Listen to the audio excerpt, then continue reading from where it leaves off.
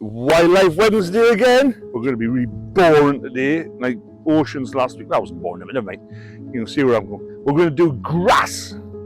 Now, everybody knows what grass is. Boom. There it is, right in front of us. Like lots of it. We've all got it. It's everywhere. Now, why on earth am I talking about grass? There's a very good man in the distant past. Well, I can't remember his name now, actually, to tell you the truth, but a big professor. He said if we didn't have soil in the world, the planet would die.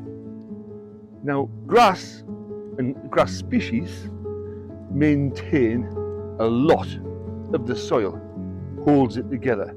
Then we start to get into the sort of erosion, drainage, it stops flooding, it holds the entire environment together. It's a bit like a net or a cobweb that sort of grips onto everything and stops it disappearing. So that is a generic grass thing, that's what's important.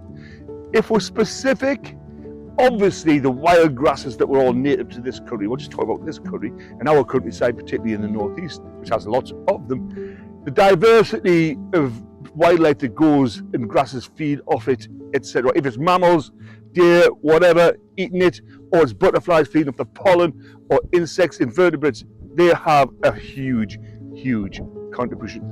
Now, that's without saying, and we know that. Your grass, that grass, believe it or not, is brilliant as well. It produces oxygen, takes carbon dioxide, gets rid of the dust, even if you don't smoke, stop your coughing. It takes it out of the atmosphere and clears your lungs. It feeds the ground, holds the soil, gets the invertebrates, gets the worms, feeds everything else. So this is a priceless commodity. Rather than putting concrete and tarmac and cuddle block pavement down, which I'm guilty, I've got lots of it, but it is a brilliant, sustainable feature for anybody to do. On the looser side of it, why would I say to you, you're a grass?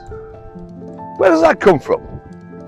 I'm going to tell you. It was the 1930s, and it's Cockney slang for grasshopper.